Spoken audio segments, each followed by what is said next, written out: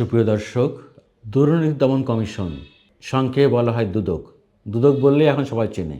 আপনারা জানেন এই দুদকে বিগত আওয়ামী সরকারের আমলে 15-16 বছরে মাঝে মধ্যে হঠাৎ কিছু ভিআইপির নাম চলে আসতো। তাদের দেশে বিদেশে এরকম বিপুল পরিমাণ সম্পদ, কয়দিন লম্ফঝম্প অনুসন্ধান হবে হয় না। একটা পর্যায়ে আমরা জানতে পারতাম যে উনি সততার সার্টিফিকেট নিয়ে বেরিয়ে গেছেন। আওয়ামী লীগ সরকারের আমলে সব প্রভাবশালী এমপি এবং যত রাঘব বোয়ালদের তদন্ত দুদক অনুসন্ধান শুরু করেছিল, একটার আগাইতে পারে নাই। কিছুদিন লম্ফঝম্প, কিছুদিন বক্তৃতা, তারপর সব শেষ। ওই চুনোপুটি কিছু সরকারি কর্মকর্তা কর্মচারীদের নিয়েই তাদের আমলনামা তারা ভারী করেছে। কিন্তু প্রকৃতপক্ষে যেগুলো বড় বড় মাফিয়া ছিল, দুর্নীতির শিরোমণি ছিল, তাদের একটারও টিকিট স্পর্শ করতে পারে নাই। বরং তাদের সঙ্গেই ছিল দুদকের সমস্ত হত্যাকর্তাদের সম্পর্ক। বহু এমপি, বহু দুর্নীতিবাজ মন্ত্রী, বহু দুর্নীতিবাজ ব্যবসায়ী, রাঘব বোয়াল, ব্যাংক লুটেরা, এদের সঙ্গে ছিল দুদকের দহরম মহরম সম্পর্ক। ইভেন এমন কথা শোনা যেত যে যারা দুদকের চেয়ারম্যান কে হবে তারাই তাদের নাম নির্ধারণ করে দিতেন, তাদেরকে নিয়ে আসতেন মাফিয়া ডনরা। এসব সত্য একদিন বেরোবে। এখন এই অন্তর্বর্তীকালীন সরকারের এই মুহূর্তে আমরা শুনছি দুদক এখন নাকি 41 জন সাবেক মন্ত্রী এমপির তদন্ত তারা আবার শুরু করবে। আমরা ওই নখদন্তহীন, ওই ধান্দাবাজ দুদক দেখতে চাই না।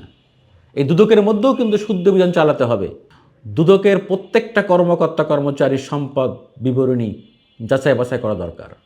এবং অতীতে যারা এখানে দুদকে কমিশনার ছিলেন, চেয়ারম্যান ছিলেন, তাদের বিষয়ে অনুসন্ধান শুরু হতে হবে।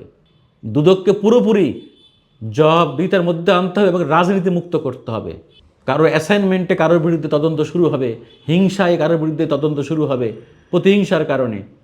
আমরা সেটা দেখতে চাই না। আমরা চাই সমাজের যারা প্রকৃত রাঘব বোয়াল দুর্নীতিবাজ তাদেরকে আগে ধরা হোক। এখন যে সব মন্ত্রী এমপিদের আপনারা তদন্ত শুরু করতে চাইছেন, এটা যেন সত্যিকারভাবেই তদন্ত হয়, বিশ্বাসযোগ্য হয়। যাদের সম্পদ 15 বছরে বহুগুণ বেড়েছে। সমকাল একটি রিপোর্ট করে দেখেছে আজকে। সমকালের শিরোনামটা হলো সাবেক 41 মন্ত্রী এমপির দুর্নীতি অনুসন্ধানে দুদক। একই শিরোনাম বিভিন্ন কাগজে করেছে। তার মধ্যে সমকাল একটু দেখিয়েছে যে হাসান মাহমুদ, বিগত আওয়ামী লীগ সরকারের পররাষ্ট্রমন্ত্রী ডক্টর হাসান মাহমুদ, তার সম্পদ বেড়েছে 15 বছরে 4683%। সব আলাদিনের চেরাক। এরা তো সব মন্ত্রী এমপি না, আলাদিনের চেরাক হাতে পেয়েছিল। শিল্পমন্ত্রী নুরুল মজিদ মাহমুদ সম্পদ বেড়েছে 982%, মাত্র 5 বছরে। 15 বছরে আমাদের কথিত সৎ মন্ত্রী অ্যাডভোকেট আনিসুল হক, তার সম্পদ বেড়েছে 1063%। 15 বছরে সম্পদ বেড়েছে শাহজাহান খান, শ্রমিকের জান শাহজাহান খান। শ্রমিক না হয়েও যিনি শ্রমিক নেতা, মাফিয়াদের সর্দার, তার সম্পদ বেড়েছে 15 বছরে 4697%। 5 বছরে সাবেক স্বাস্থ্যমন্ত্রী জাহিদ মালেক, তার সম্পদ বেড়েছে 783%। বাহ! 15 বছরে সাবেক পানি সম্পদ মন্ত্রীর সম্পদ বেড়েছে সাধনচন্দ্র মজুমদার 6350%। ভাবেন একবার, মাত্র কয়েকজনের তো এখানে পড়লাম।